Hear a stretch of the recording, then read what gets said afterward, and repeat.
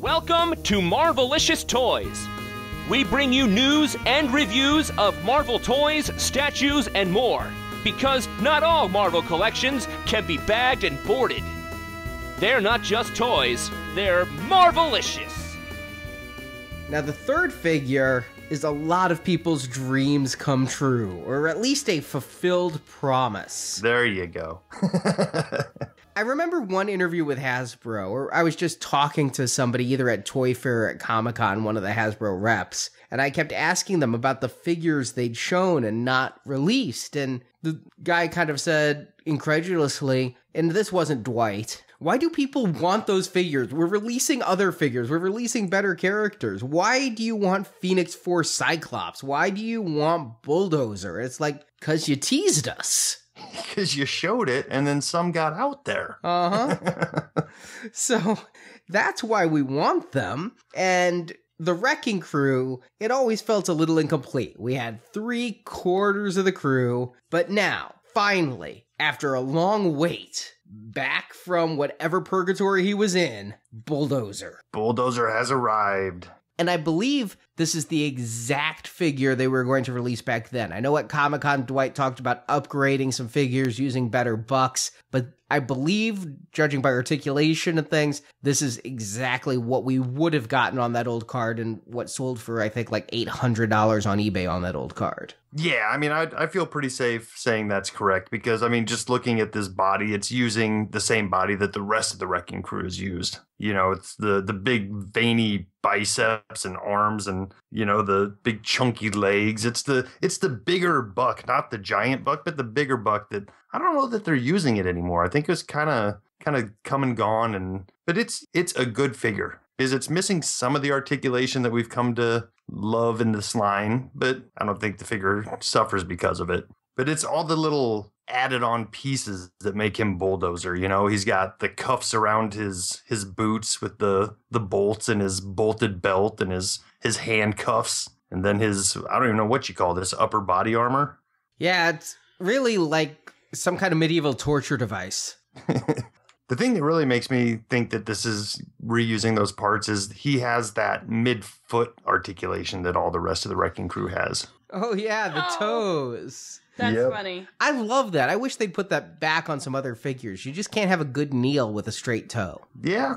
It works better when you have bigger feet, though. The smaller the feet, the more it's apt to get loose and just make your figures fall forward eventually. I was a little disappointed he didn't come with any accessory, and I started looking through old Toy Fair photos, but it appears he never was to come with one. I knew that... Well, the accessories the other guys came with were, I think they repacked the Cannonball twice. I feel like I got a couple of those big balls on chains.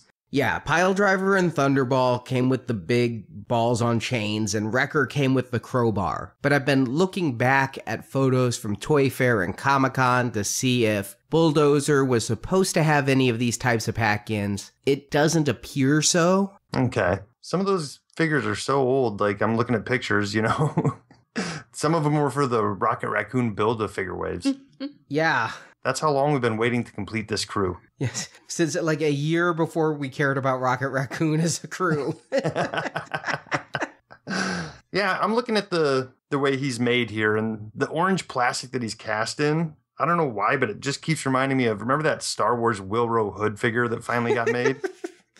Yeah, I can see that. To me, it's like Tonka truck orange, which I think is what they're going for, but... Yeah, I think it's the same Pantone color as the ice cream maker guy, but...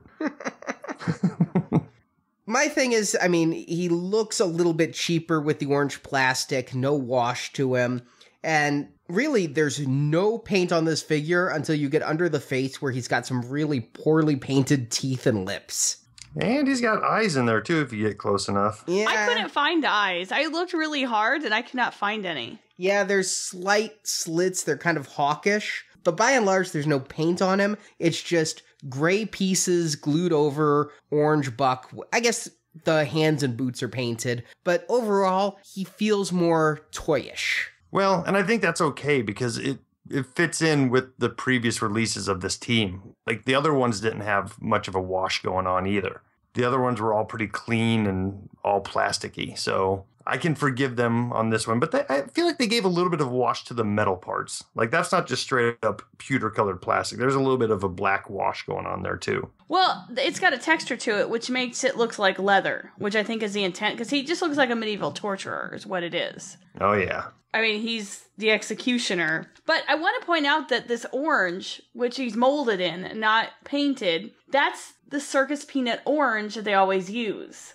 It's like they get a very similar color. Now, his orange is the same as Tiger Shark, which is in the same wave.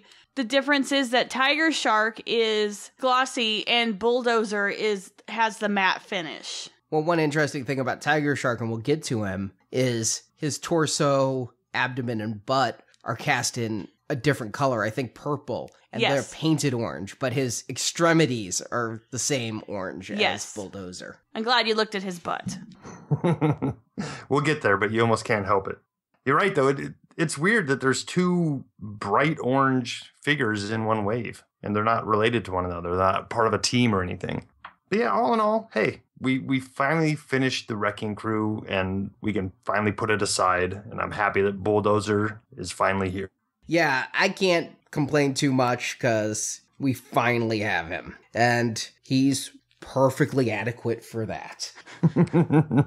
Now, he's the one that I should have known coming into this when they first started showing up on Amazon and places like that. You know, that I should have known people are going to be excited about this one, but for whatever reason, I just didn't think about it, and I didn't order one right away, thinking, oh yeah, it's Bulldozer, because I was thinking Wasp would be the hot one. And he was pretty hard to find for a while, but I'm seeing him show up a little bit more here and there, so I don't think he's going to be impossible to get once it's all said and done. Just depends how many cases of these they ship, really. Right. I mean, I did find him at Toys R Us, but this wave and several of the figures are sold out at Dorkside Toys, and you cannot get Bulldozer there at the moment. You can get Wasp, you can get Ant-Man.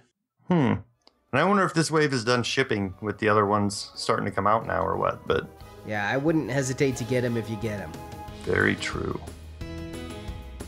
Thanks for watching this video. You can see full episodes of Marvelicious Toys with more collecting news and reviews at marvelicioustoys.com. We also have thousands of toy and collectible photos in our photo gallery. If you enjoyed this video, please subscribe to our YouTube channel. Until next time, make mine Marvelicious.